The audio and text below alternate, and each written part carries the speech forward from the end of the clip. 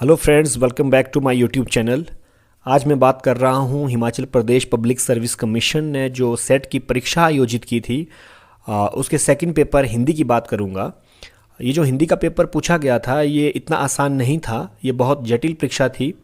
जो आपका नेट का सिलेबस है उसी पर आधारित ये परीक्षा थी। जिस विद्यार्थी ने नेट के सिलेबस को अपने पास सारा कलेक्शन उसके पास पड़ा है या उसने उसका गहन अध्ययन किया है तो ही यह परीक्षा वो विद्यार्थी सॉल्व कर सकता था। अन्यथा ये परीक्षा जो है, मैं एक अध्यापक होने के नाते ये बात आपको बता रहा हूँ कि यह परीक्षा जो है आसान नहीं थी, क्योंकि इसमें हिंदी साहित्य की जो विभिन्न विधाएं हैं, जहाँ से भी क्वेश्चन पूछा गया था, चाहे नाटक हो, कहानी हो, कविता हो, तो वो काफ़ी गहरे मतलब उसको गहन अध्ययन की आवश्यकता थी। तो चलिए ज़्यादा समय ना लेते हुए हम बात करेंगे जो इसका क्वेश्चन नंबर 1 था। प्रश्न पत्र जो एक था वो तो जनरल अवेयरनेस का, वो सबके लिए एक जैसा था। ये सेकंड पेपर में हिंदी की बात कर रहा हूँ। तो इसमें जो पहला क्वेश्चन पूछा गया था, कहानीकार और कहानियाँ युगम की दृष्टि से कौन सा विकल्प सर्वथा संगत है। मतलब जो कौन सा इसमें जो ऑप्शन है, विकल्प है, वो बिल्कुल सही है। तो इसके लिए भी अगर आपको ये जो भी हमारे राइटर दिख रहे हैं, आपको यशपाल है, जैनेंद्र है, अघेय है और भीष्म साहनी जी, अगर इनकी जो रचनाएं आपको मालूम है और वो भी आपको विद उनके जो है डेट्स के साथ, सन के साथ आपको याद करनी है, तो यहाँ पर पूछा गया था कि कौन सी कहानियाँ एक ही राइटर की हैं। मतलब कहानीकार और कहानियाँ युगों की दृष्टि से कौन सा विकल्प सर्वथा संगत है। तो इसमें अगर आपको बताऊं तो इसका जो ए ऑप्शन है वो यशपाल की ही सारी कहानी है। पर्दा, फूलों का कुर्ता, मकरील, महाराजा का इलाज, ये सारी है। अगर आप दूसरा देखेंगे, जैनेंद्र की ध्रुव यात्रा, अपना अपना भाग्या, ये तो है, लेकिन जो पठार का धीरज है ये अघेय कहानी है और पत्नी भी जैनेंद्र की कहानी है। तो यहाँ पे आपको दिख रहा है जैसे कि स्क्रीन पे, जिसका भी प्रश्न पत्र मुझे ये मिला है। फिर था आपका सी ऑप्शन, अघेय की जो कहानियाँ हैं, गैग्रीन है ना, हिली बोन की बतखें, पाजेब, मेजर चौधरी की वापसी। अगर आप इसमें ये देखते हैं तो इसमें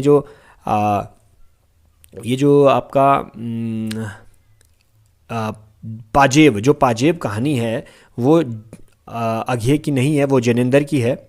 और जो भीष्म साहनी की जो लास्ट ऑप्शन है, इसमें चीफ की दावत, डिप्टी कलेक्ट्री, बांगचू ओ रामजादे, इसमें जो है डिप्टी कलेक्ट्री जो कहानी है ये अमरकांत की है।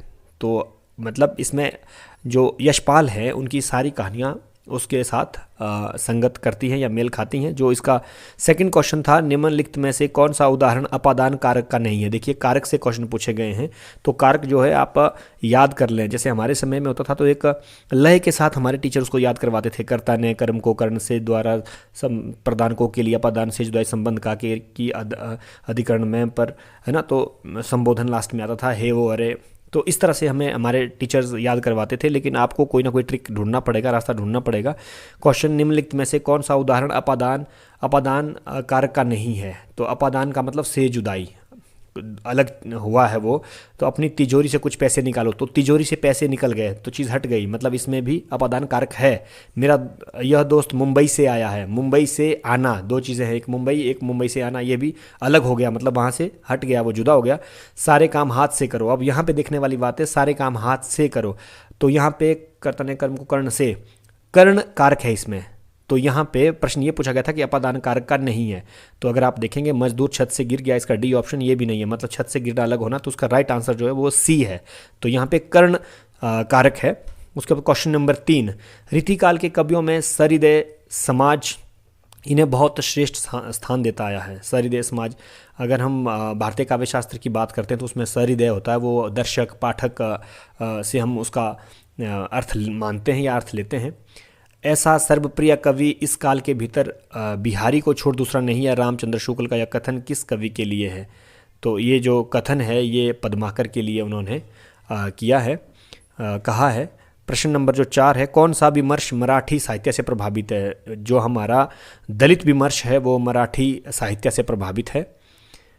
प्रश्न नंबर 5, सूरदास का संबंध किस दार्शनिक संप्रदाय से माना जाता है। देखिए, सूरदास जो है हम जानते हैं कि बल्लभ संप्रदाय से थे, और जिसको हम पुष्टि मार्ग भी कहते हैं। ये अगर आप बात करें तो इसमें अगर मैं कुछ और भी आपको बताना चाहूँ, जो सनकादिक संप्रदाय है इसको निम्बार्क संप्रदाय भी कहा जाता है। यहाँ पे इसका जो ऑप्शन है इसका तो आपको दिख रहा है स्क्रीन पे, ए ऑप्शन है इसका। श्री संप्रदाय भी हम बल्लभ संप्रदाय को कहते हैं, तो सूरदास का संबंध जो है श्री संप्रदाय से रहा है। उसके बाद है आपका प्रश्न नंबर 6। इसमें पूछा गया है किस कविता समुच्चय की सभी कविताएं मुक्तिबोध की हैं। तो देखो प्रश्न नंबर 1 की तरह ही पूछा गया था ये कि कहानीकार जो हैं उनकी कहानियों से उसको सुमेलित कीजिए।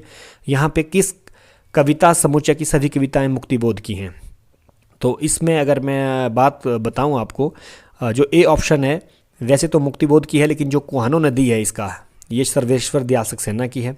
वैसे ही अगर बी ऑप्शन में बात करें, सारी कविताएं मुक्तिबोध की हैं, लेकिन जो लुकमान अली है ये सौमित्र मोहन की कविता है। उसी तरह यहाँ पे मैं इसी तरह अगर हम एक एक पे बात करेंगे तो समय ज़्यादा लगेगा, तो मैं बात करूँगा डी पे जितनी भी कविताएं हैं, अंधेरे में भूल गलती, एक अंतरकथा, दिमागी, गोहांधकार का, औरांग उटांग, तो ये सारी जो है आपकी मुक्तिबोध की है, तो इसका राइट आंसर जो है डी होगा।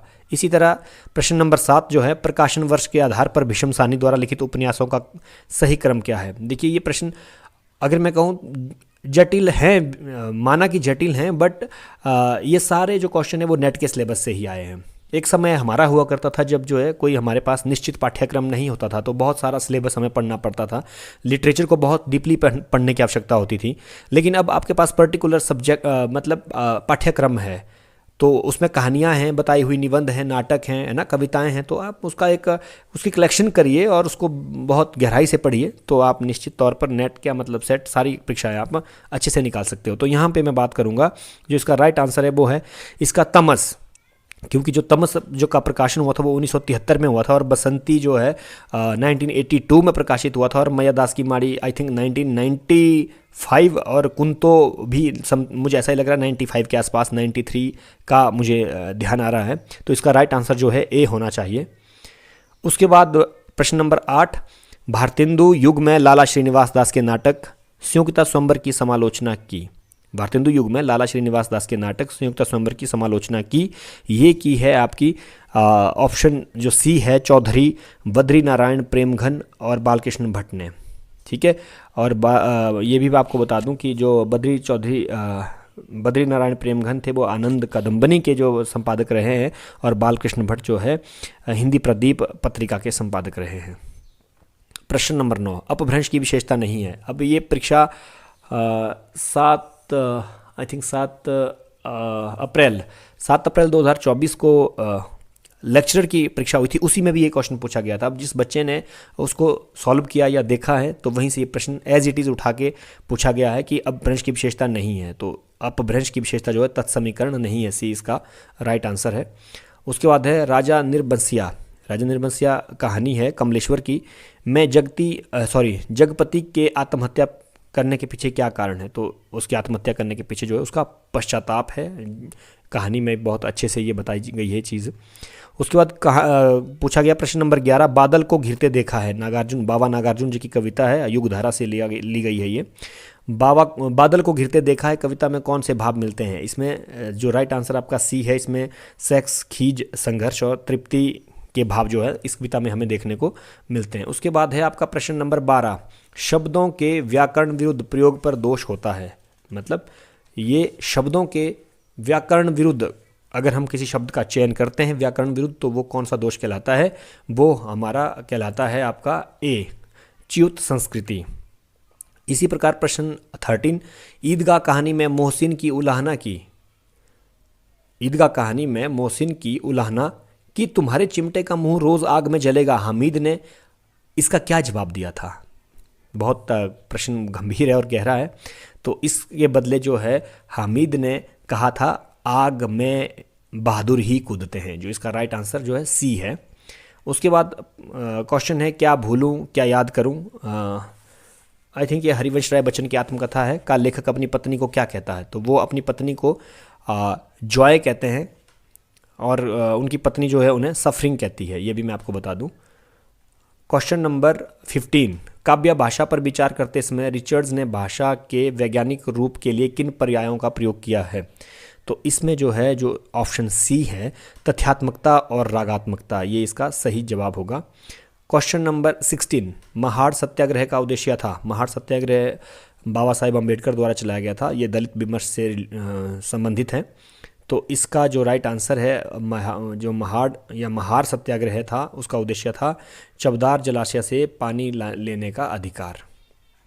उसके बाद क्वेश्चन नंबर 17 है, कानों में कंगना।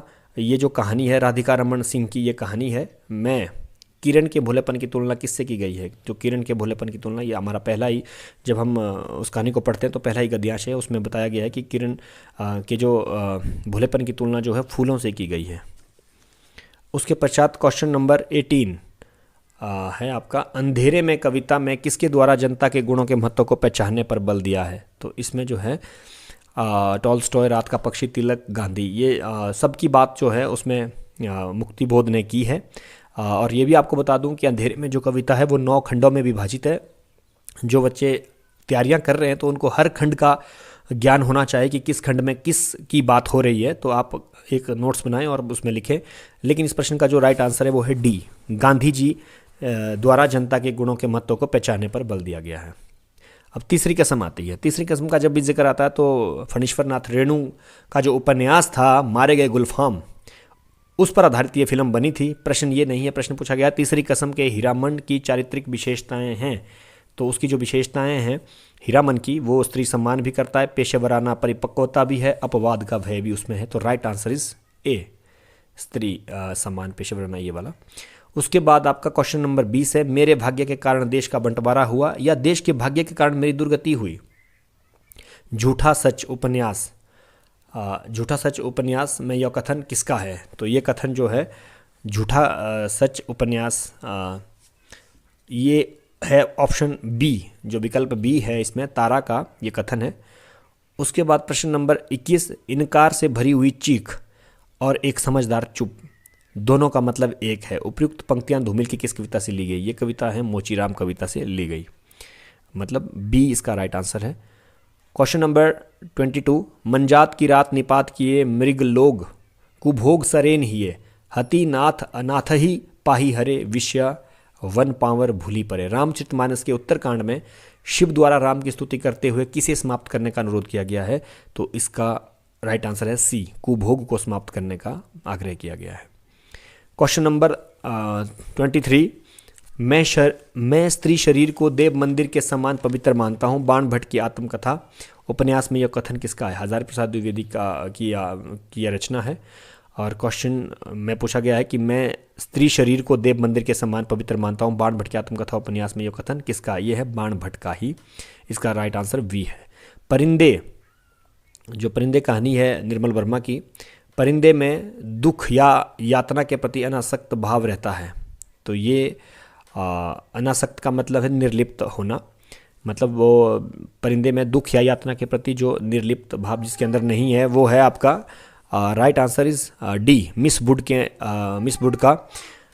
क्वेश्चन नंबर 25, बावन दास की मृत्यु कैसे हुई? बावन दास की मृत्यु जो है गाड़ियों द्वारा कुचलने से की जाती है।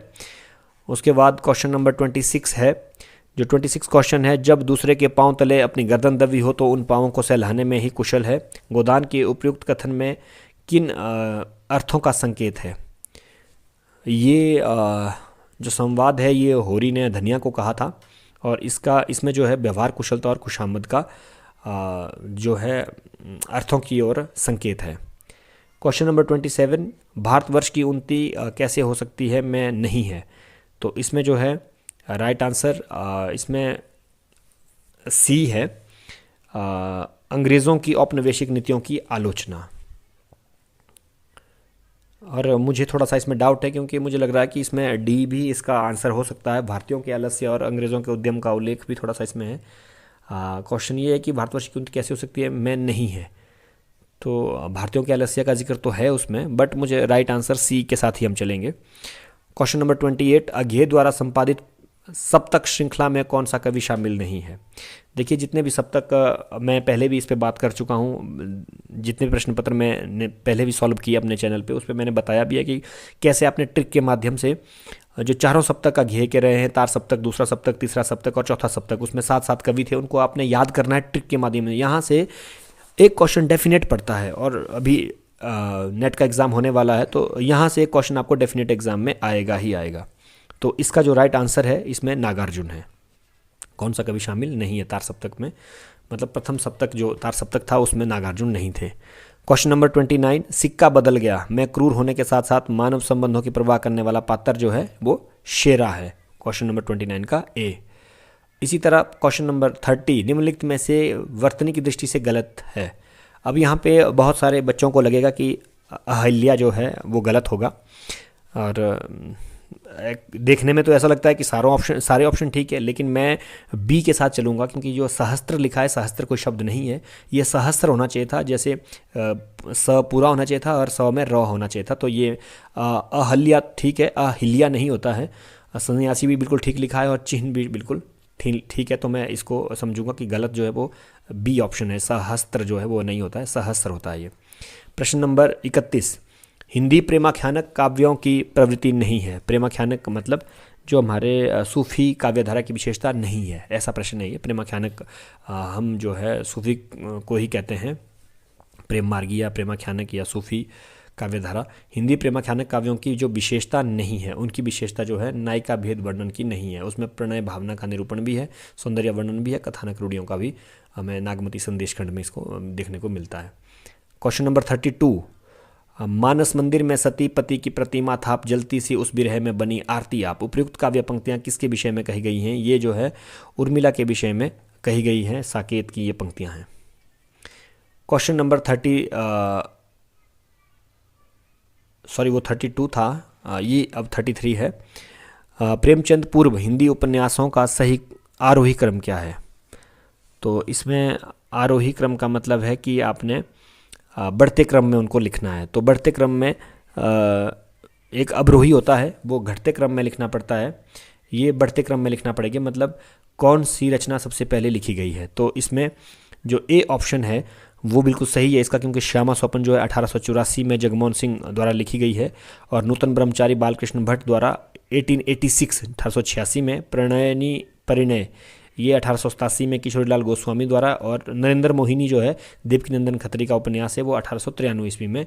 ये सारे उपन्यास हैं, लेकिन इनका जो आपको टाइम पीरियड के हिसाब से आपको पता होना चाहिए, तभी आप इसको सही कर सकते हो। इसका राइट आंसर जो है ए है। क्वेश्चन नंबर 34, निश्चित समय में पत्रोत्तर ना मिलने पर अनुबोधक के रूप में भेजे जाने वाले पत्र को क्या कहा जाता है? मतलब अगर निश्चित समय में पत्र के उत्तर ना मिलने पर, मतलब हमने किसी को लेटर भेजा है, उसका जवाब नहीं मिला है, तो दोबारा भेजे जाने वाले पत्र को क्या कहा जाएगा? वो है आपका रिमाइंडर। रिमाइंडर को हिंदी में कहते हैं अनुस्मारक। इसका राइट आंसर सी है। उसके बाद है प्रश्न नंबर 35, पिछले दिनों प्रगतिवाद और प्रयोगवाद का नाम लेकर जिस अर्थहीन दलबंदी का सूत्रपात हुआ था, उसने प्रतिभाशाली तरुणों में भयंकर बुद्धिभेद उत्पन्न कर दिया था। यह कथन किसका है? यह कथन है आचार्य नंदुलारे वाजपेयी जी का।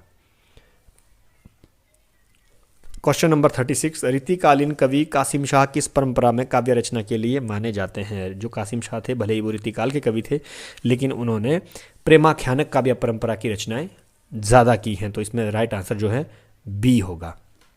क्वेश्चन नंबर 37, नई छायावादी काव्यधारा का भी एक आध्यात्मिक पक्ष है, परंतु उसकी मुख्य प्रेरणा धार्मिक ना होकर मानवीय और सांस्कृतिक है। यह कथन किसका है? यह कथन है हजारी प्रसाद द्विवेदी का। तो राइट आंसर हुआ सी। क्वेश्चन नंबर 38, पत्रिका संपादक की दृष्टि से कौन सा युग्म गलत है? तो एक इसमें पत्रिका है, एक इसके साथ में संपादक है। देखो पत्रिका से भी हर बार क्वेश्चन आता है, क्योंकि पत्रिका के क्वेश्चन थोड़ा सा टिपिकल बनते हैं कि पत्रिका कहाँ से छपती है, पत्रिका साप्ताहिक है, पाक्षिक है, मासिक है, अर्धवार्षिकी है या वार्षिकी है ना? तो इस तरह से भी आते हैं। या कहाँ से छपती थी, संपादक मंडल में कौन से इसमें आते हैं, कब से ये प्रकाशित हुई है। तो इस तरह से जो है पत्रिका से क्वेश्चन बनते हैं, और थोड़ा सा मुश्किल ये वाला सवाल रहता है। तो ये तो थोड़ा सा सिंपल पूछा गया था कि इसमें सरस्वती पत्रिका के संपादक महावीर प्रसाद द्विवेदी है, बिल्कुल सही। धर्मयुग के धर्मवीर भारती जी हैं। वसुधा पत्रिका जो है इनकी नहीं है। हंस पत्रिका के संपादक जो है प्रेमचंद जी है। तो इसका राइट आंसर जो है सी होगा। उसका क्वेश्चन नंबर 39, इंशा अल्लाह खां की रचना रानी केतकी की कहानी का दूसरा नाम। ये प्रश्न भी आपको रिपीट हुआ है, जो 7 अप्रैल 2024 को हिमाचल प्रदेश में लेक्चरर की जो परीक्षा आयोजित की गई थी, उसमें भी ये प्रश्न पूछा गया था। तो मैं अक्सर बच्चों से कहता हूँ कि जितने भी लास्ट के जो प्रश्न पत्र हैं लगभग 5 ईयर्स के या 10 ईयर्स के, उनका आप एनालिसिस करें, विश्लेषण करें, उनको देखें, ताकि वहीं से आपके 20-30 क्वेश्चन जो है रिपीट होते हैं किसी भी एग्ज़ाम में। तो इसका सी जो है राइट आंसर है, उदयभान चरित। क्वेश्चन नंबर 40, निम्नलिखित में से दलित महिला की आत्मकथा है, मतलब इनमें से कौन आत्मकथा महिला की है? तो इसमें जूठन तो ओम प्रकाश वाल्मीकि जी का है, जो 2008 में प्रकाशित हुई थी। मणिकर्णिका तुलसीराम जी की है, 2014 में प्रकाशित हुई थी। जो तिरस्कृत है वो सूरजपाल चौहान की है, 2002 दो खंडों में शायद ये प्रकाशित हुई, 2002 और 2006 में, कुछ ऐसा मुझे याद आ रहा है। और जो शिकंजे का दर्द है ये है सुशीला टॉक भोरे की, और 2011 में ये प्रकाशित हुई थी। इसका राइट आंसर जो है डी है। उसके बाद है आपका शेखर एक जीवनी का मूल मंतव्य है। शेखर एक जीवनी का मूल जो मंतव्य है वो है आप ऑप्शन नंबर डी, अंतर्विरोधों का चित्रण। क्वेश्चन नंबर 42, निम्नलिखित में से किस आधार पर एक टोकरी भर मिट्टी को आधुनिक कहानी की प्रथम कहानी माना जाता है? तो आधुनिक कहानी की प्रथम कहानी है एक टोकरी भर मिट्टी, माधव राय स्प्रे की। और इसका जो राइट आंसर है वो है यथार्थ चित्रण के कारण, जो इसका सी है उसके कारण इसको हिंदी की पहली कहानी माना गया। उसके बाद क्वेश्चन नंबर 43, नाट्य समीक्षा के क्षेत्र में उल्लेखनीय योगदान करने वाले नेमीचंद्र जैन द्वारा संपादित पत्रिका, जो नेमीचंद्र जैन द्वारा संपादित पत्रिका है वो है आपकी नटरंग। इसका राइट आंसर सी है। आचार्य शुक्ल की आलोचना मानों में सम्मिलित नहीं है। रहस्यवाद का समर्थन, ए। प्रश्न 45, चंचल है ज्यों मीन अरुणारे पंकज सरिस, निरखी ना होए अधीन ऐसो नर नागर कवन। उपयुक्त काव्य पंक्तियों में लुप्त उपमा का कौन सा भेद है? देखिए उपमा के भी अलग अलग भेद हैं, उसमें से ये पूछा गया है कि कौन सा भेद इसमें है। तो इसमें है उपमान लुप्त उपमा, B is right answer. Question number 46, Kamayani में मनुष्यता का मनोवैज्ञानिक इतिहास बनने का सामर्थ्य सर्वप्रथम देखा। तो ये सामर्थ्य जो है आचार्य रामचंद्र शुक्ल ने देखा। क्वेश्चन नंबर 47, कविता व्यक्तित्व से पलायन है, किस समीक्षक का कथन है? ये पाश्चात्य काव्य शास्त्र से क्वेश्चन आया है, टी.एस. इलियट का ये कथन है। Right answer is D. Question number 48, doctor Tulsiram ने मुर्दैया को अपने गांव की जियोपॉलिटिक्स यानी भू राजनीति का केंद्र कहा है, क्योंकि इसके लिए तो आपको ये मुर्दैया जो उनकी कहानी है वो पढ़नी पड़ेगी। तो इसका राइट आंसर है सी, वह जीवन से लेकर मरण तक सारी गतिविधियां समेट लेती हैं। नेक्स्ट क्वेश्चन है हमारा क्वेश्चन नंबर 49, इसमें पूछा गया है काव्य सबसे अधिक आनंद तभी देता है जब वह केवल सामान्यता समझ में आए, पूर्णता नहीं। तो बहुत अच्छा कोट किया है, काव्य सबसे अधिक आनंद तभी देता है जब वह केवल सामान्यता समझ में आए, पूर्णता नहीं। यह कथन जो है कॉलरिज का है, मतलब पाश्चात्य काव्य शास्त्र से क्वेश्चन पूछा गया। हिंदुस्तानी के दुश्मन वास्तव में बंगला, तमिल या मराठी के भी दुश्मन है, यह विचार है। ये है राम मनोहर लोहिया का बहुत प्रसिद्ध जो है उनका कोट है, ये उन्होंने कही थी ये बात। हिंदू स्वराज में महात्मा गांधी ने हिंदुस्तान के कंगाली का जिम्मेदार किसे ठहराया है? तो इस क्वेश्चन को भी पढ़ने के लिए गहरी समझ की आवश्यकता थी, या फिर आपको हिंद स्वराज की जानकारी होनी चाहिए, जो उन्होंने 1909 में गांधी जी ने किताब लिखी थी। और इस किताब में जो है आधुनिक सभ्यता और मशीनीकरण पर उन्होंने बल दिया है बताने का। तो क्वेश्चन ये है कि हिंद स्वराज में महात्मा गांधी ने हिंदुस्तान के कंगाली का जिम्मेदार किसे ठहराया? तो right answer is C, rail, वकील और डॉक्टरों को उन्होंने इसका जिम्मेदार ठहराया है।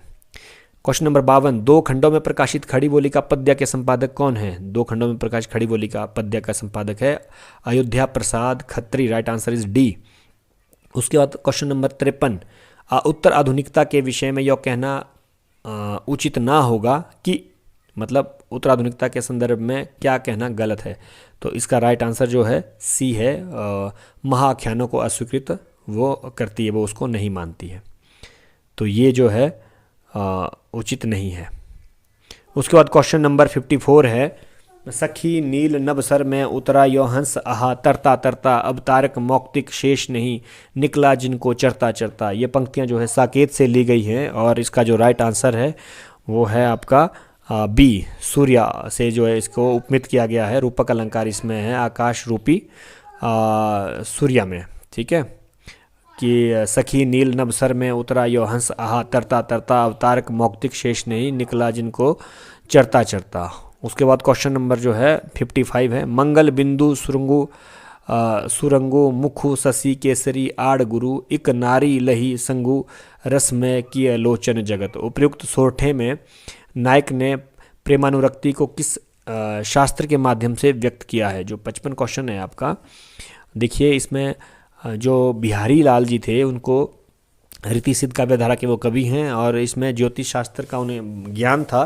तो इसमें ये कहा जाता है कि जब चंद्रमा बृहस्पति मतलब एक नाड़ी में आते हैं तो कहते हैं कि खूब वर्षा होती है। ये बिहारी का दोहा है, तो इसका राइट आंसर ए है।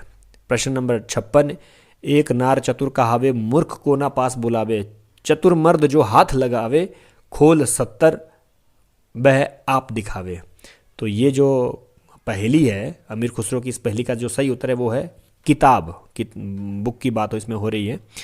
उसके बाद क्वेश्चन है श्रृंगार हास्य करुण रौद्र वीर भयान का विभत्स विभत्स अद्भुत संज्ञो चेत्यष्ठो नाट्यो रसा समृता। तो इसमें पूछा गया कि काव्य प्रकाशकार की इस उक्ति में कितने रसों का उल्लेख किया गया। इसमें 8 रस का उल्लेख किया गया है। अगर आप काउंटिंग भी करते हैं तो श्रृंगार एक इसमें दिखाया गया है, तो 7 और 8 ये जिसका प्रश्न पत्र है उन्होंने शायद गलत किया है, इसमें 9 उन्होंने दिखाया है, जबकि इसमें 8 रस ही हैं। इसका राइट आंसर ए होगा। 8 रस ही भर्तमुनि भी मानते हैं। 9वां रस हमारा शांत रस है, शांत रस को वो जो उद्भट ने दिया है उसको वो नहीं मानते हैं। उसके बाद क्वेश्चन नंबर 58, प्रिय प्रवास की निम्नलिखित पंक्तियों में छंद है। इसमें मतलब कौन सा छंद है जो दिखा है, चिंता किसी है ना कुटिल उठती अंक में जो तरंगे बे थी मानो, प्रकट करती भानुजा की व्यथाएं, धीरे धीरे मृदु पवन में चाव से थी ना डोली, शाखाओं के सहित लत्ती का शोक से कंपिता थी। तो जो प्रिय प्रवास है वो हमारा खड़ी बोली का प्रथम महाकाव्य है। 17 में सर्ग है, 1914 में वो प्रकाशित हुआ था। इसमें जो छंद है वो है मदाक्रांता छंद। अगर आप मालिनी छंद की बात करते हैं तो उसमें 15 वर्ण रहते हैं और 8 और 7 पे यति रहती है। अगर ये शार्दुल विक्रीडित छंद की बात करते हैं तो 19 उसमें वर्ण रहते हैं और 12 और 7 पे यति रहती है। मदाक्रांता में जो है 17 वर्ण होते हैं। अगर आप काउंटिंग भी करेंगे तो ये भी ये सारे जो आपको ऑप्शन है ये वर्णिक छंद के ही हैं। द्रुत विलास की अगर बात करें तो द्रुत विलास जो ये प्रिय प्रवास है उसका पहला सर्ग जो है हालांकि द्रुत विलास में है, तो उसमें भी 12 सर्ग आई थिंक मुझे याद आ रहे हैं, 12 वर्ण जो है पर यति होती है। उसके बाद आपका जो इस प्रश्न का जो उत्तर है 58 का वो आपको बताया मैंने। इसका राइट आंसर सी, जिसमें मंदाक्रांता छंद है। 17 इसमें वर्ण होते हैं प्रत्येक चरण में। आधे अधूरे में सावित्री के व्यक्तित्व का विभाग विश्लेषण किस पुरुष द्वारा किया जाता है। तो इसमें भी अगर मैं आपको बताऊं आधे अधूरे मोहन राकेश जी का बहुत प्रसिद्ध नाटक है, 1969 में यह प्रकाशित हुआ था। और इसमें भी अगर बात की जाए पात्रों की तो 3 स्त्री पात्र थे और 5 पुरुष पात्र थे इसमें। तो इसमें मुझे लगता है कि जुनेजा द्वारा जो है उसका विश्लेषण किया गया था, क्योंकि जुनेजा जो है उनका मित्र था सावित्री के जो पति थे, अब मुझे नाम याद नहीं आ रहा इस समय।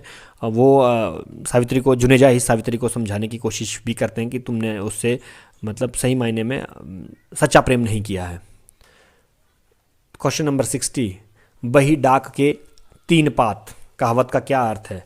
बही डाक के 3 पात का अर्थ होता है आदत वाले की आदत ना जाना, मतलब एज इट इज़ करना। ठीक है, बही डाक के 3 पात मतलब वही एज इट इज़ वैसी की वैसी स्थिति बनाए रखना, आदत वाले की आदत ना जाना।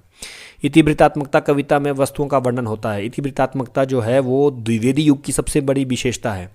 तो उसमें क्या होता है कि वस्तु वर्णन या और आख्यान की प्रधानता उसमें रहती है।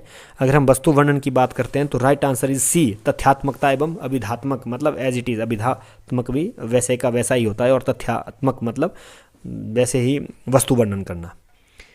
नाखून क्यों बढ़ते हैं, हजारी प्रसाद द्विवेदी का निबंध है और बहुत अच्छा निबंध है, बहुत इंपॉर्टेंट है। नाखून क्यों बढ़ते हैं में आदर्श माना गया है। इसमें जो आदर्श माना गया है वो स्व के अनुशासन को माना गया है। Right answer is B. प्रश्न नंबर 63, रावरे रूप की रीति अनूप न्यो न्यो लागत ज्यों ज्यों निहारी है। घनानंद की आई थिंक सवया है ये। घनानंद कहते हैं कि सुजान के लिए कह रहे हैं कि आपके जो रूप की जो रीति है वो बहुत ही अनोखी है। जब मैं आपको देखता हूँ हर बार मुझे नया नया लगता है।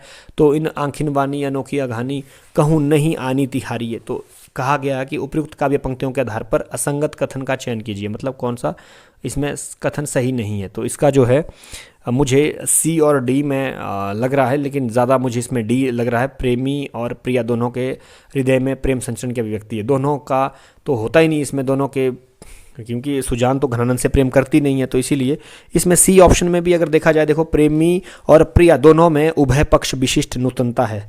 तो उभय पक्ष विशिष्ट नूतनता है दोनों में, क्योंकि वो एक सेम जैसे ऑप्शन है कि प्रेमी और प्रिया दोनों में उभय पक्ष मतलब दोनों ओर से विशिष्ट नूतनता है।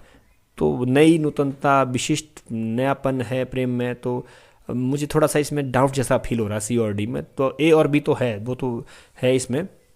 तो यहाँ पे पूछा था कि असंगत कथन का चयन कीजिए, ये दोनों असंगत लग रहे हैं सी और डी, पर डी के साथ मैं ज़्यादा चलूँगा। 64 प्यू रब पपीहे प्रिय बोल रहे सेज पर बिरह विदग्धता बधू याद कर बीती बातें रातें मन मिलन की मूंद रही पलकें चारों नयन जल ढल गए लघुतर कर व्यथा भार। उक्त पंक्तियाँ किस कविता से ली गई हैं? ये जो ली गई हैं वो है जागो फिर एक बार, निराला की जो कविता है उससे ये ली गई हैं। प्रश्न नंबर 65 निम्नलिखित में से कौन सी कविता आत्मकथात्मक शैली में नहीं है? ये सरोज स्मृति भी आत्मकथात्मक शैली में, असाध्या बिना भी है, अंधेरे में भी है, ये भी है, बादल को घिरते देखा है नागार्जुन, बाबा नागार्जुन जी की, तो इसमें जो है आत्मकथात्मक शैली नहीं है। प्रश्न नंबर 66 मीरा के प्रभु हरि अविनाशी देसियों प्राण अंकोर, पंक्ति में अंकोर का अर्थ क्या है?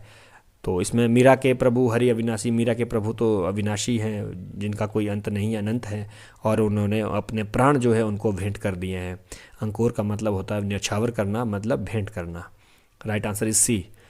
क्वेश्चन नंबर 67 महाभोज में, महाभोज जो है वो उपन्यास है मन्नू भंडारी द्वारा लिखा हुआ, मैं विशेषर हत्याकांड को लेकर संवेदनशील पात्र नहीं है। तो संवेदनशील पात्र जो है वो दास साहब नहीं है, क्योंकि दास साहब जो है इसमें मुख्यमंत्री की भूमिका में है। और ये बहुत अच्छा उपन्यास है, मृत्यु पर आयोजित होने वाला जो भोज है उसी के नाम पर महाभोज का नाम इसको दिया गया है। क्वेश्चन नंबर 68 नई कविता की प्रवृत्ति नहीं है, नई कविता की विशेषता नहीं है। नई कविता के जनक जो है अघेय जी को माना जाता है, और प्रयोगवाद से इसकी शुरुआत हम मान सकते हैं नई कविता की। इसमें आपकी नई कविता की विशेषताओं में अनुभूति की सच्चाई, क्षणवाद, बुद्धिवाद, महामानव की प्रतिष्ठा, ये नहीं है, महामानव की प्रतिष्ठा नहीं है। नई कविता की प्रवृत्ति है लघु मानव की प्रतिष्ठा, अगर मतलब यहाँ लघु मानव होता तो इसका ये सारी विशेषता इसमें आ जाती, लेकिन प्रश्न ये है कि नई कविता की विशेषता नहीं है, तो महामानव की प्रतिष्ठा इसमें नहीं है, लघु मानव की प्रतिष्ठा वहाँ पे। क्वेश्चन नंबर 69 दशरथ के पुत्र राम ने रावण को मारा, इस वाक्य में कौन सा पद कारक बनने की सबसे कम योग्यता रखता है? देखिए कारक से 2 क्वेश्चन पूछे गए हैं, एक पहले भी एक क्वेश्चन कारक से पूछा गया था, तो इसमें ये एक वाक्य पूछा गया है, रखा गया है दशरथ के पुत्र राम ने रावण को मारा, इस वाक्य में कौन सा पद कारक बनने की सबसे कम योग्यता रखता है? तो कारक बनने की जो योग्यता है वो इसमें पुत्र में जो है, राइट आंसर डी, क्योंकि दशरथ के काके की रारेरी है ना, संबंध है इसमें। राम ने कर्ता ने है ना, राम तो करता है, रावण को कर्ता ने कर्म को, ये कर्म है, तो इसीलिए इसमें पुत्र के साथ जो है कारक बनने की क्षमता नहीं है पुत्र में, पुत्र शब्द में। क्वेश्चन नंबर 70 प्रकाशन वर्ष के अनुसार काव्याकृतियों का सही क्रम क्या है? तो जब भी आप कोई भी रचना याद करें तो ध्यान रखें उसका जो प्रकाशन वर्ष है, कुछ रचनाओं का तो लिखित जो वर्ष होता है वो अलग होता है और प्रकाशन वर्ष जो है अलग होता है, तो हम तो क्वेश्चन तो हमेशा प्रकाशन का ही पूछा जाता है। तो यहाँ पे प्रश्न पूछा गया है कि प्रकाशन वर्ष के अनुसार काव्याकृतियों का सही क्रम क्या है? भारत भारती जो है 1914 में लिखी गई है, पल्लव 1926 में है, साकेत 31 में है, कामायनी 1936 में है। तो मुझे राइट आंसर ए ही इसमें नज़र आता है और ए ही इसका राइट आंसर होना चाहिए। क्वेश्चन लाल पान की बेगम 71 नंबर क्वेश्चन, लाल पान की बेगम में किस श्रमफल का मोहक आत्मीय चित्रण है? तो लाल पान की बेगम जिसने पढ़ा है तो इसमें मुख्य पात्र बहुत अच्छी, ये भी लाल पान की बेगम आई थिंक उपन्यास है, उपन्यास या कहानी है, ये फणीश्वर नाथ रेणु की मुझे ध्यान आ रहा है। इसमें एक तो ये बताया गया है कि स्त्री भी अपने जीवन को अपने तरीके से जीने की इच्छा उसमें है, और मुख्य पात्र इसमें जो है बिरजू की माँ है। तो इस कहानी का जो, इस प्रश्न का जो उत्तर है वो है डी, पाठ जूट का, है ना, तो जूट श्रमफल का इसमें मोहकात्मक चित्रण किया गया है। क्वेश्चन नंबर 72 चंद्रगुप्त की भूमिका में प्रसाद द्वारा चाणक्य को मगध का ब्राह्मण बताने का आधार क्या है? तो इसमें चंद्रगुप्त का जो ये जो नाटक है प्रसाद का, ये तो बहुत जटिल सा जो इसकी भूमिका है वो भूमिका में ही बताया है उन्होंने, क्योंकि वो अपने आप में एक रिसर्च पेपर से कम नहीं है भूमिका, चंद्रगुप्त की भूमिका अगर जिसने पढ़ा है ये, तो उसमें कहा कि क्वेश्चन ये है कि चाणक्य जो है, जो उनका मंत्री था, मगध का ब्राह्मण कहने का क्या आधार था उनका? तो जब उन्होंने उसमें बताया कि जो जैन धर्म ग्रंथ, जो इसका सही उत्तर है वो ए है, जैन धर्म ग्रंथ के आधार पर ही उसको जो है ब्राह्मण कहा गया था, और चंद्रगुप्त ने भी उसको मगध का ब्राह्मण घोषित किया था। क्वेश्चन नंबर 73, जहाँ उक्ति में अनूठापन अधिक मात्रा में होने पर भी उसकी तह में रहने वाला भाव आच्छन्न नहीं हो जाता, वहाँ भी काव्य ही माना जाएगा। कविता क्या है? निबंध। ये जो कविता क्या है निबंध, ये रामचंद्र शुक्ल द्वारा लिखा गया है। निबंध का उपयुक्त वाक्य किस कवि के लिए उन्होंने कहा है? तो ये कहा था उन्होंने देव के लिए। सी आंसर, इसका जो सी विकल्प है वो बिल्कुल सही है। क्वेश्चन नंबर 74, काव्य में बिंब निर्मित करते समय कल्पना का आधार होता है। काव्य में बिंब निर्मित करते समय कल्पना का आधार मुझे जो लगता है वो जो है इंद्रिय अनुभव होता है, ये मुझे लग रहा है इसमें।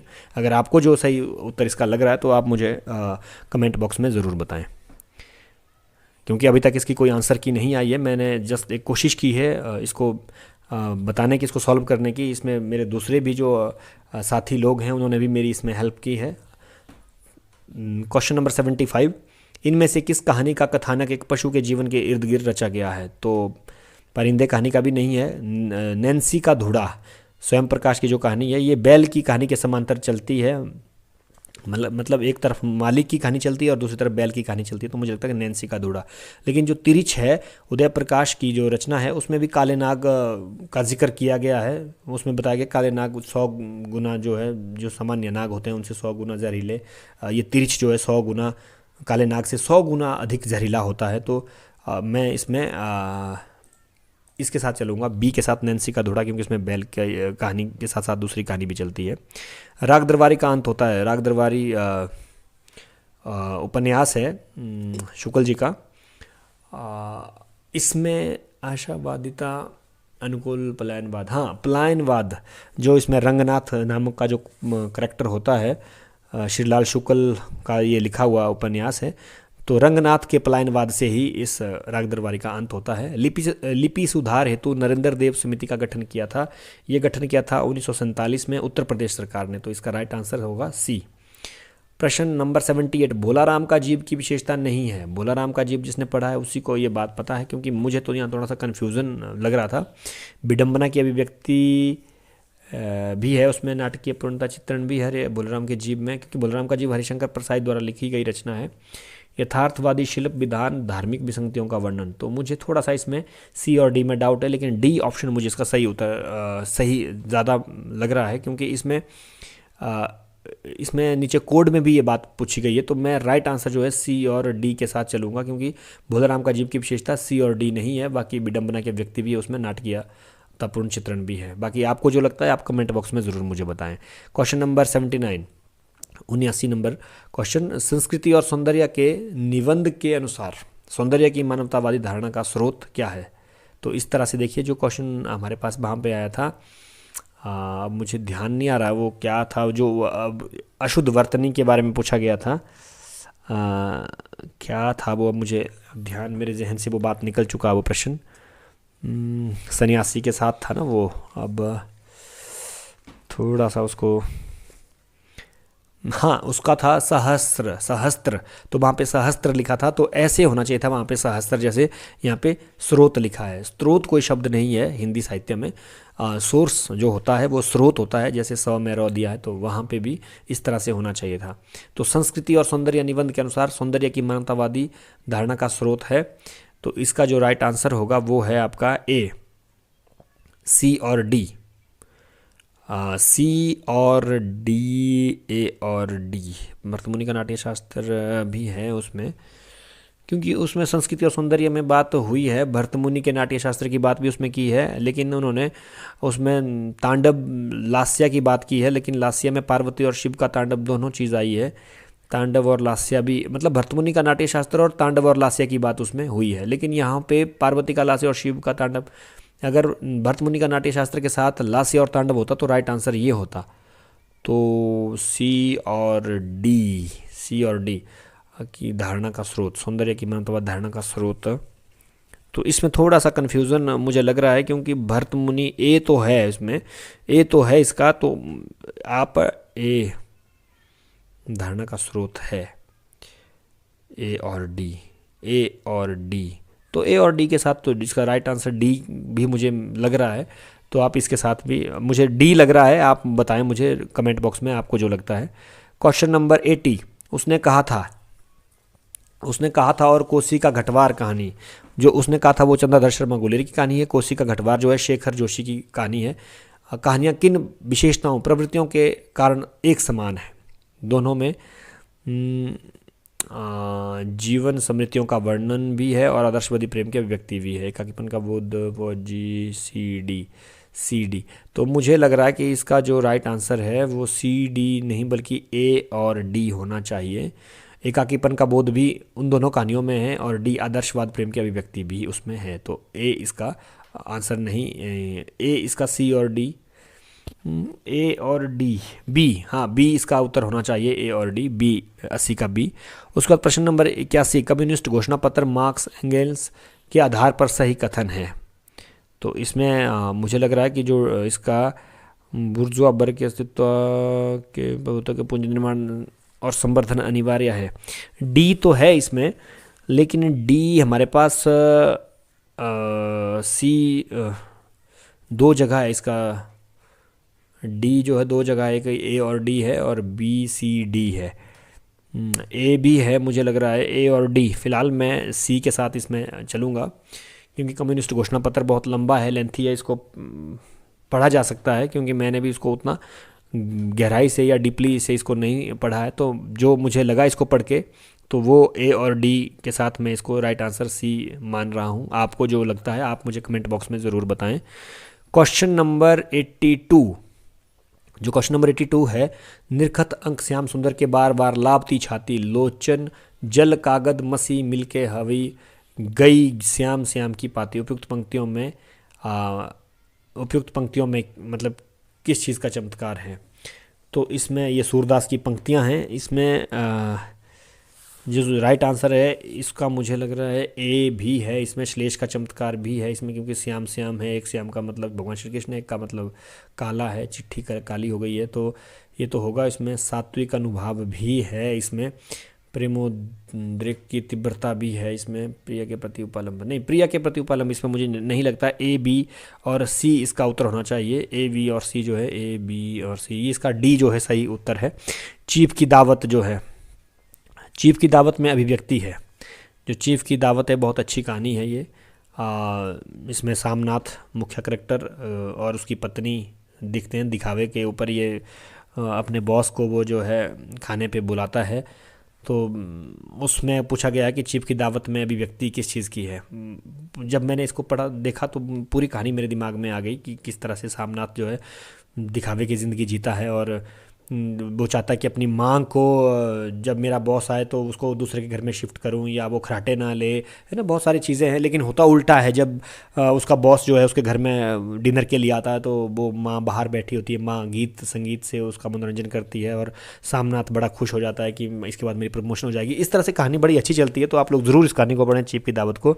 तो इसका जो आंसर है वो 83 का सी होना चाहिए। 83 का सी मतलब ए सी और डी, ए सी और डी। तो ये सारी चीज़ें उसमें मातृत्व भावना की है, अपनी माँ के प्रति अपनी संस्कृति पर गर्व की भी है, उसकी माँ के द्वारा हीनता बोध है, असहायता बोध है उसमें नहीं है। हाँ, क्वेश्चन नंबर 84, इसमें संस्कृति के 4 अध्याय रामधारी सिंह दिनकर की का ये निबंध है। संस्कृति के 4 अध्याय में दिनकर के अनुसार भारत में जब यूरोप का आगमन हुआ तो इसको थोड़ा सा पढ़ने की आवश्यकता है, इसको आप पढ़ें। तो मेरे हिसाब से इसमें जो मुझे लगा वो राइट आंसर डी होना चाहिए। ए बी और डी, ए बी और डी, जो यहाँ ए बी और डी इसमें नव जागरण, ये सी इसमें नहीं आ रहा है। क्वेश्चन नंबर 85, कथानकों के मुख्य घटनास्थल को उनके उपन्यासों से मिलान कीजिए या सुमिलित कीजिए। देखिए ये मतलब जो भी इधर उपन्यास है एक तरफ और एक तरफ जो है वो कहाँ पे वो घटना घटी है, उपन्यास कहाँ पर घटित हुआ है। जैसे राग दरबारी का है, राग दरबारी तो शिवपालगंज में हुआ है और रानी देवरानी जेठानी की कहानी ये मुझे लगता है मेरठ की है और मेलांचल तो मेरीगंज का है। इस तरह जो गोदान है वो बेलारी का है। तो इस तरह से आप देखें तो इसका जो राइट आंसर बनता है वो बनता है आपका ए का 2, तो बी, इसका राइट आंसर बी बनता है। ए का 2 जो है इस तरह से इसका बनता है, ए का 2 का मतलब है ये ए का 2, ठीक है। तो उत्तर है इसका, तो इसका उत्तर जो है बी है। प्रश्न नंबर 86, क्वेश्चन नंबर 86 पूछा है कि सिंदूर की होली नाटक के पात्रों को उनके संवादों के साथ सुमिलित कीजिए। तो इसमें भी थोड़ा सा मुश्किल है, क्योंकि सिंदूर की होली लक्ष्मी नारायण मिश्र द्वारा लिखा गया 1934 में उनका नाटक है। तो इसके जो संवाद हैं, हाँ, इसमें मुझे लग रहा है कि इसका उत्तर जो है बी होना चाहिए। बी का मतलब है ए का 3। ए का 3 का मतलब है कि स्त्री का हृदय सर्वत्र एक है, क्या पूर्व पश्चिम क्या देश है। ये जो संवाद है वो चंद्रकला का है। तो इस तरह से ए का 3 यहाँ पे है, तो मैं बी के साथ इसको चलूँगा। क्वेश्चन नंबर नेक्स्ट जो अंधा युग है, अंधा युग से हमेशा क्वेश्चन आते हैं। अंधा युग जो धर्मवीर भारती का काव्य नाटक है, 1955 में ये प्रकाशित हुआ है। पहले भी अंधा युग से क्वेश्चन पूछा गया है। यहाँ पे पूछा गया है कि ये जो संवाद है वो किसने कहे हैं। तो ये मिलाना पड़ेगा। इसमें जो है यो कटु निराशा की उद्यता नास्ता है, क्षमा करो हे प्रभु।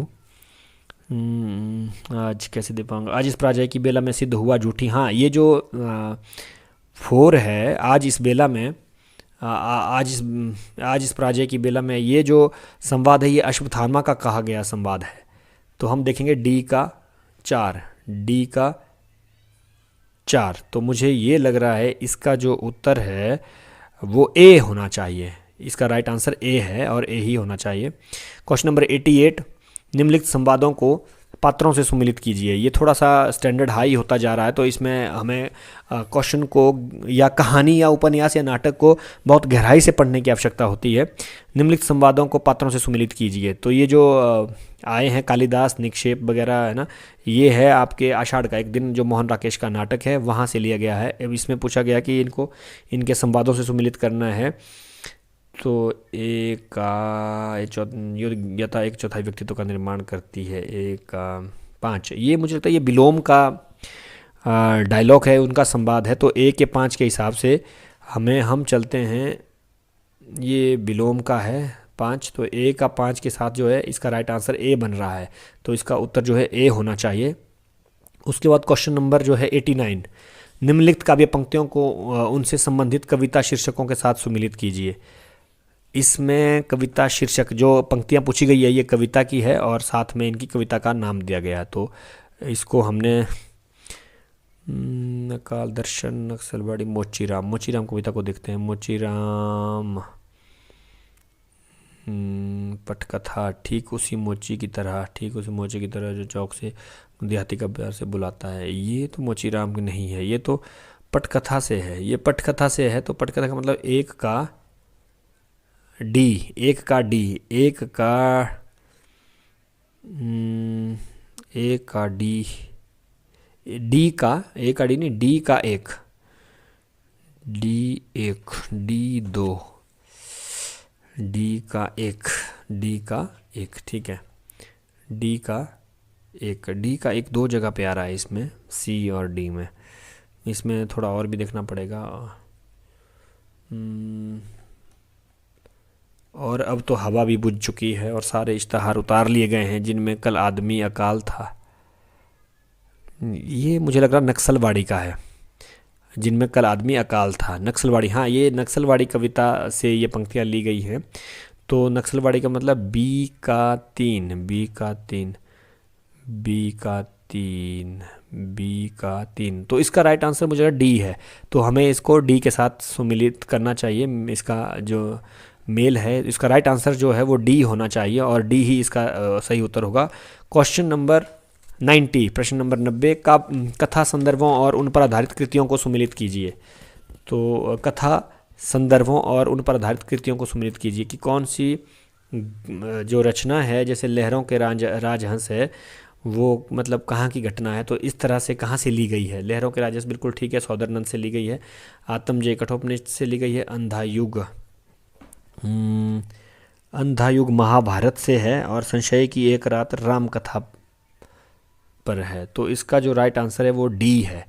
डी के साथ मैं इसमें चलता हूँ, तो इसका राइट आंसर डी है। क्वेश्चन 91, उपन्यास और उनके कथा स्रोतों को सुमिलित कीजिए। उपन्यास और उनके कथा स्रोत, उपन्यास और उनके कथा स्रोत, ये है उपन्यास, इस सूची में ये इनके कथा स्रोत है। सेम इसी की तरह ये क्वेश्चन है। जो आपका अनाम दास का पोथा है ये है कठोपनिषद से लिया गया। तो बी का 5, तो इसका राइट आंसर जो है सी है। सी के साथ हम इसको मानते हैं, बाकी आप इसका मिलान करें तो इसी तरफ से बनेगा पुनर्नवा छंदोग्य उपनिषद, बिल्कुल सही। जो पुनर्नवा है वो डी का एक मतलब ये पुनर्नवा भी एक औषधीय पौधा है, उसके बारे में इसमें जिक्र किया गया है। तो सी सेनापति 1 का 5 ही इसमें, इसी से इसको हम बता रहे हैं कि ये एक का जो है इसमें क्या बन रहा है, हाँ पुनर्नवा। वैसे तो इसका उत्तर जो है मेरे हिसाब से एक का सी भी मुझे लग रहा है इसका।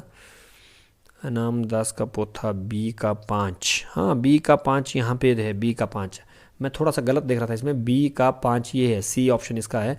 तो ये जो है क्योंकि मैं इसी के आधार पर इसको मान रहा हूँ, बी का 5 हमारे इसी कॉलम में है यहाँ पे, तो सी इसका राइट आंसर होगा। उसी तरह क्वेश्चन नंबर 92 क्वेश्चन है, ये भारतीय काव्य शास्त्र से पूछा गया है। जो उन्होंने वाद दिए हैं, ये उनके जो लेखक हैं, विद्वान हैं, व्याख्या करने वाले, अनुमिति अच्छा मैं इसमें देखता हूँ भुक्तिवाद भट्टनायक का है, पहले तो ये देखते हैं, बिल्कुल ठीक है। अभिव्यक्तिवाद अभिनव गुप्त का है, ठीक है। तो भुक्तिवाद का मतलब सी का ए का, हाँ ऐसे सी का एक, एक का सी, ए का ए, अभिव्यक्तिवाद डी का एक, हाँ बिल्कुल ठीक है। ये इसका राइट आंसर बिल्कुल सही है, सी इसका सही उत्तर है। उसके बाद क्वेश्चन नंबर 93, भारतेंदु हरिश्चंद्र कृत नाट्य छायानुवादों को हिंदीतर भाषाओं की मूल नाट्य कृतियों से सुमिलित कीजिए। देखिए भारतेंदु हरिश्चंद्र के बारे में मैं पहले भी कह चुका हूँ, फिर कहता हूँ, भारतेंदु हरिश्चंद्र ने बहुत से मौलिक नाटक की रचना की है, और बहुत सारे जो उनके नाटक हैं, जो उन्होंने संस्कृत के नाटकों का अनुवाद किया है, अनुदित नाटक हम उनको कहते हैं।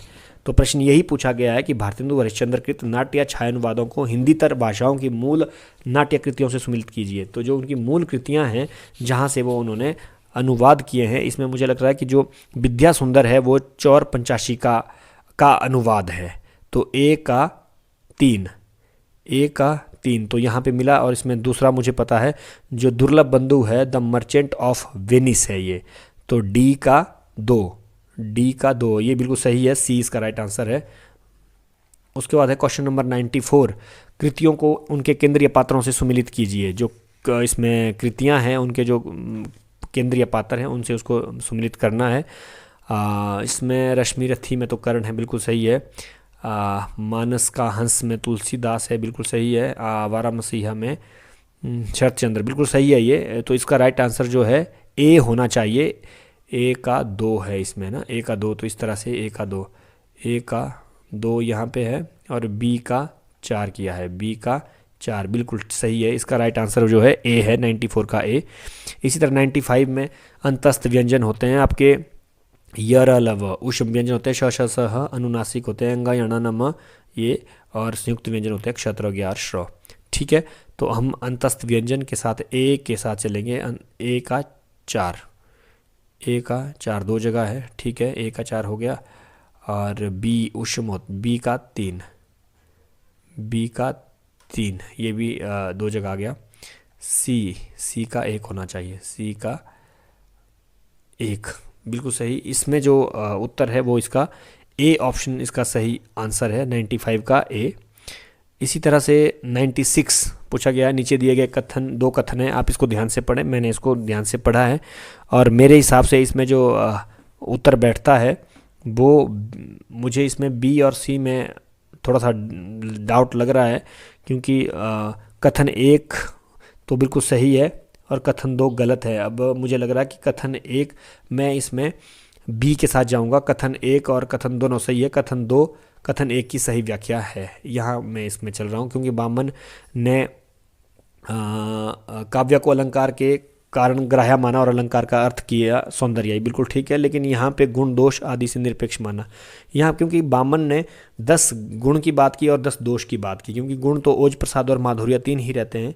तो इस यहाँ से भी देखो आपको च्युत संस्कृत वाला जो क्वेश्चन आया था कि वही जहाँ पे व्याकरण नियमों का हम विरोध करते हैं या उनको ध्यान में रख कर शब्दों का चयन नहीं करते हैं, तो वो च्युत संस्कृति दोष होता है।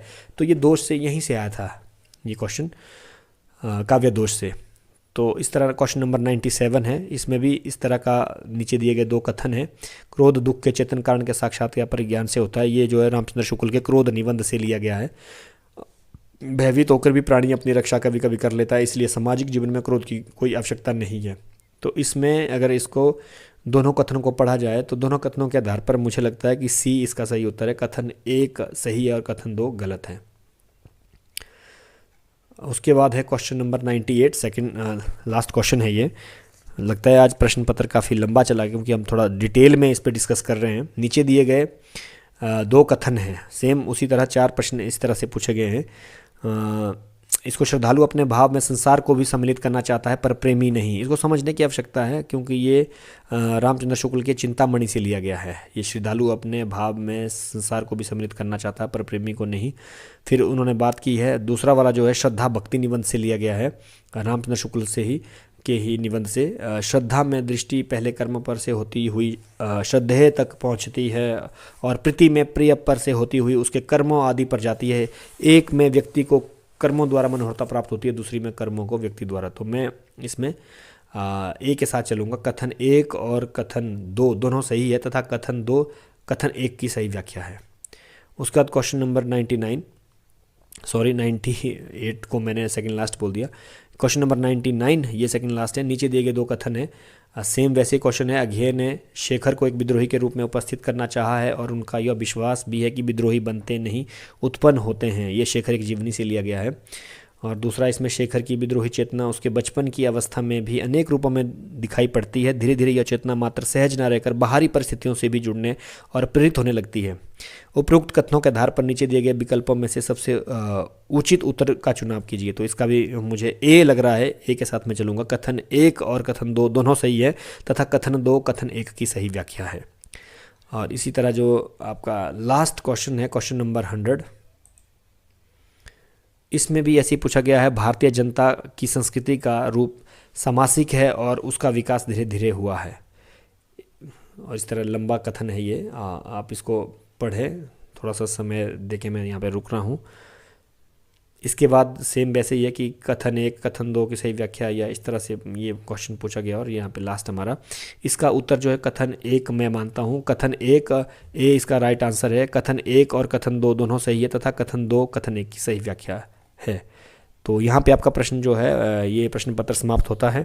उम्मीद करता हूँ कि मेरे द्वारा सुझाए गए उत्तर आपके जीवन में कहीं ना कहीं अवश्य काम आएंगे। तो जिन्होंने अभी मेरा चैनल सब्सक्राइब नहीं किया इसे सब्सक्राइब करें और अपने दोस्तों के साथ भी शेयर करें, क्योंकि मैंने आपको बताया है कि जितने भी प्रश्न पत्र मेरे पास 2011 से लेके हैं, चाहे वो स्कूल कैडर के हैं, चाहे वो आपके कॉलेज कैडर के रहे हैं, चाहे एलटी के हैं, एलटी टेट के हैं, सेट के हैं, तो मैं सभी प्रश्न पत्रों को जैसे जैसे मुझे समय मिलता है तो अपने यूट्यूब चैनल पर डालता जाऊंगा। आप बेल का आइकन भी प्रेस करें जिससे आपको मेरी हर नई मतलब अपडेट की नोटिफिकेशन आपके फ़ोन पे आपको मिलती रहेगी। Thank you so much.